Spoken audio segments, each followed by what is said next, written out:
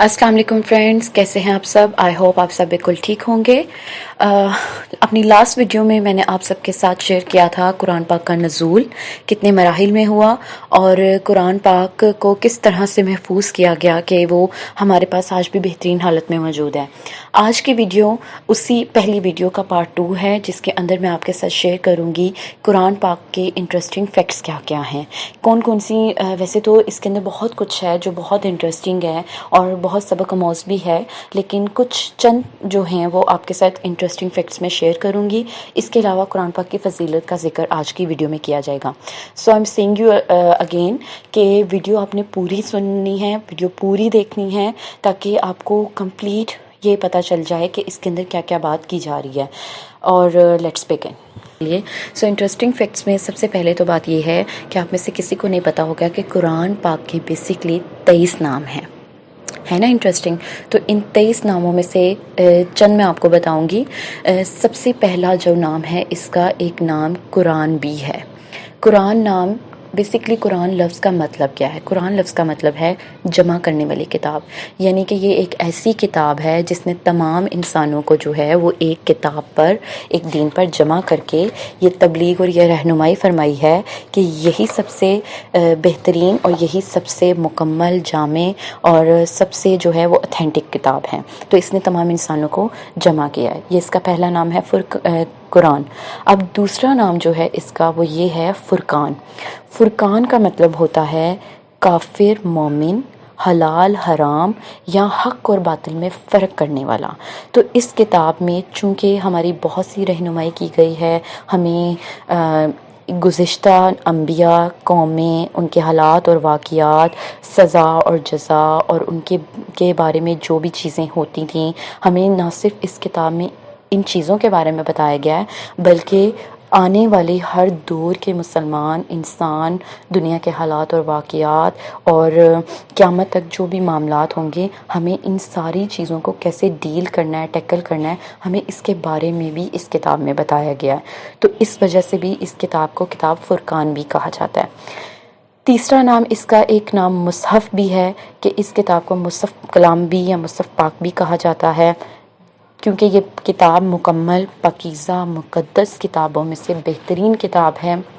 और ये गुज़िश्ता तमाम जो जैसे मैंने आपको पहले बताया, तमाम लोगों, तमाम कौमों और तमाम अंबिया कराम के बारे में हमें सही सही ठीक ठीक बात भी बताती है।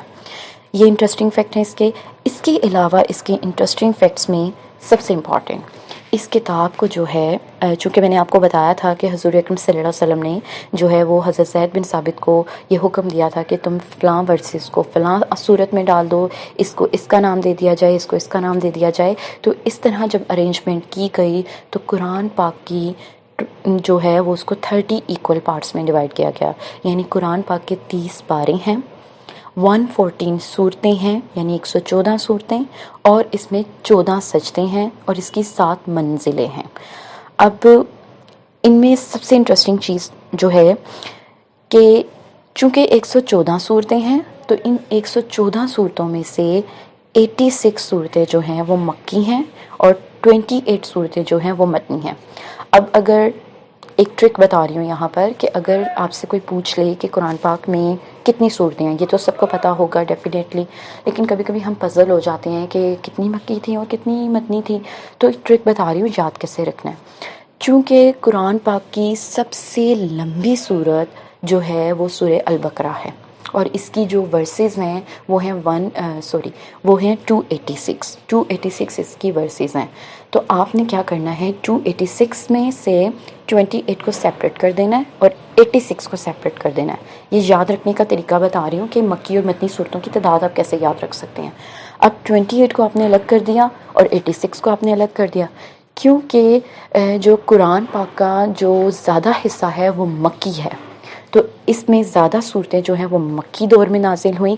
तो 86 सूरतें जो हैं वो मक्की सूरतें कहलाती हैं, क्योंकि हमने ये बात में पहले मैंने आपको बताया था कि 13 साल मक्की दौर है कुरान पाक के नज़ूल का। तो इस लिहाज से ज़्यादा सूरतें जो हैं वो मक्की दौर में नाजिल हुई। 86 सूरतें मक्की हैं और 28 सूरतें जो हैं वो मदनी हैं, क्योंकि वो कम दौर में, यानी कि उसका एज़ कम्पेयर टू मक्की दौर وہ دور کم تھا. تو 28 صورتیں جو ہیں وہ مدنی ہیں. اب آپ جب 28 کو پلس کرو گے 86 کے ساتھ تو وہ 114 بن جائے گا. ہے نا مزے کا ٹرک کہ آپ کو ایزیلی یاد بھی ہو جائے گا, آپ کو پتہ چل جائے گا کہ قرآن پاک کی کتنی مکی اور کتنی مدنی صورتیں, اور آپ لوگوں کو بھولے گا بھی نہیں. مجھے بھی نہیں بھولا تھا, میں نے بھی ایسے ہی یاد کیا تھا. تو یہ ہیں ٹوٹل اس کی صورتوں کے بارے میں. ایک اور انٹرسٹنگ فیکٹ یہ ہے کہ قرآن پاک میں جو ہے 25 انبیاء اکرام کا ذکر کیا گیا ہے. ٹھیک ہے, ویسے تو انبیاء کرام بہت سے اترے, لیکن 25 انبیاء کرام کا ذکر کیا گیا. ان کی قوموں کے بارے میں ہمیں بتایا گیا, ان کے حالات اور واقعات ہمیں بتائے گئے, اور ہمیں بتایا گیا کہ انہوں نے کون کون سی لیمیٹیشنز کراس کیں, تو کیا کیا اللہ پاک کے عذاب ان پر نازل ہوئے. تو ہمیں ان چیزوں سے سبق سیکھنا چاہیے. اور چونکہ میں نے آپ کو بتایا کہ قرآن پاک کی سب سے بڑی سورت جو ہے وہ سورہ البقرہ ہے, اور سورہ البقرہ کے علاوہ سب سے چھوٹی سورت جو ہے وہ ہے سورہ کوثر. اب اس کی 3 آیات ہیں. ویسے تو قرآن پاک میں 2 اور صورتیں ایسی ہیں کہ جن کی 3 آیات ہیں, لیکن ہم ان کو چھوٹی صورتوں میں اس لیے کنسیڈر نہیں کرتے کیونکہ اس کے الفاظ کی تعداد اور اس کے جو بھی اندر ورڈز ہیں ان کی تعداد کے لحاظ سے اور صورتوں کے ورسز کے لحاظ سے جو ہے وہ سورہ کوثر سب سے چھوٹی صورت کہلاتی ہے. اس کے علاوہ قرآن پاک میں جو بیسٹ ڈرنک, جس کو سب سے بہترین مشروب کہا گیا ہے, وہ دودھ ہے. اور کھانے والی چیزوں میں سے سب سے بہترین چیز اور شفا ہے جس کے اندر, اور حضور پاک صلی اللہ علیہ وسلم کا سب سے پسندیدہ ہے, وہ اسے شہد کا نام دیا گیا ہے. شہد کو سب سے زیادہ بہترین کھانے والی چیزوں میں شمار کیا گیا ہے قرآن پاک میں جس کا ذکر ہے. اور سب سے لانگ ورسز یعنی کہ سب سے لمبی آیت جو ہے وہ قرآن پاک میں, پہلے میں نے آپ کو سورہ کے بارے میں بتایا تھا, تو اب یہ ہے کہ قرآن پاک کی سب سے لمبی آیت جو ہے وہ سورہ البقرہ کی آیت نمبر 282 ہے. یہ پورے قرآن پاک میں سب سے لمبی آیت ہے. اور سب سے بڑا جانور جس کا ذکر قرآن پاک میں کیا گیا ہے وہ ہے ہاتھی, ایلیفینٹ. اور سب سے چھوٹا جانور جس کا ذکر قرآن پاک میں کیا گیا ہے وہ ہے ماسکیٹو, مچھر. اب آپ تھوڑا سا حیران ہوں گے کہ ان جانوروں کا قرآن پاک میں ذکر کیا جا رہا ہے, تو یہ تو کتاب تو اتنی کلام پاک جو ہے وہ اتنی پاک چیز ہے, تو ان جانوروں کا ذکر کیوں کیا گیا؟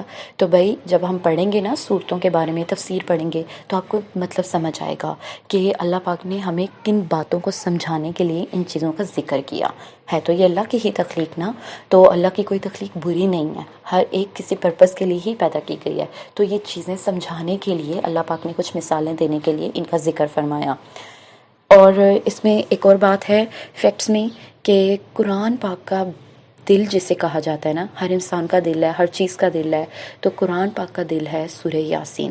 جب کبھی آپ لوگ افسردہ ہو, آپ لوگوں کا دل بیٹھ رہا ہو, فرسٹریشن ہو رہی ہو, بے چینی سی ہو رہی ہو, یا کہیں دل نہ لگ رہا ہو کسی چیز میں, تو سورہ یاسین پڑھ لیا کریں. اسے قرآن کا دل کہا گیا ہے کیونکہ اس میں سکون ہی سکون ہے. اور اس میں آج جب آپ پڑھو گے تو آٹومیٹکلی آپ کے اندر ایک سکون اترتا چلا جائے گا. اب قرآن پاک کی دلہن ہونے کا بھی ایک صورت کو خطاب دیا گیا ہے. قرآن پاک کی دلہن ہے سورہ رحمان, جس میں اللہ تعالیٰ کی اس پوری کائنات اور جو بھی اللہ تعالیٰ نے اس میں بنایا اس کو بہت خوبصورتی کے ساتھ جو ہے وہ بیان کیا گیا ہے. تو عروس القرآن کا خطاب جو ہے وہ سورہ رحمان کو دیا گیا. تو یہ تھے اس کے انٹرسٹنگ فیکٹس جو میں نے آپ کے ساتھ شیئر کیے. اب اس کی فضیلت کے بارے میں بات کرتے ہیں. فضیلت قرآن. اللہ تعالیٰ کے نبی حضرت محمد صلی اللہ علیہ وسلم کی ایک حدیث ہے کہ تم میں سے بہترین انسان وہ ہے جو خود قرآن سیکھے اور دوسروں کو بھی سکھائے. اب اس کی فضیلتوں میں ایک سب سے دیکھیں, یہ کتاب ہمارے لیے اتنی آسان کر دی گئی ہے. خود اللہ تعالیٰ فرماتے ہیں کہ میں نے اسے تمہارے لیے آسان کر دیا تاکہ تم اسے سمجھ سکو, اسے میں تدبر کر سکو. اس میں دیکھیں کتنی آسانی اور کتنی ہمارے دین نے ہمیں جو ہے وہ آسانی دی ہے کہ چاہے کوئی پڑھنا لکھنا جانتا ہو یا نہ جانتا ہو, اس کو پھر بھی کہا کہ اسے پڑھو, تمہیں سمجھ آئے یا نہ آئے لیکن پھر بھی پڑھو, کیونکہ اس کا تاثر ہی اتنا خوبصورت ہے کہ اگر آپ کو سمجھ نہ بھی آ رہا ہو, آپ پڑھ بھی رہے ہو نا, تب بھی آپ کے دل پر اثر کرتی ہے. کس طرح دیکھیں اس کا ایک لفظ جو ہے, ایک لفظ یا ایک حرف آپ کہہ لیں, ٹھیک ہے. اب اس سے آپ اندازہ لگا لیں کہ جو پورا قرآن ہے اس کی کیا ویلیو ہوگی۔ ایک حرف اگر ہم پڑھتے ہیں یا ایک لفظ پڑھتے ہیں تو ہمیں اس کو پڑھنے پر 10 نیکیوں کا ثواب ملتا ہے۔ تو آپ دیکھیں، چھوٹی سی ایک سورت لے لیں، سورہ کوثر لے لیں۔ سورہ کوثر میں اب آپ دیکھیں کہ 3 آیات ہیں اور کتنے زیادہ لفظ ہیں، حرف ہیں۔ تو اگر ہم ایک حرف پڑھنے پر ہمیں 10 نیکیاں مل رہی ہیں تو پوری سورت پڑھنے پر ہمیں کتنی نیکیاں ملیں گی؟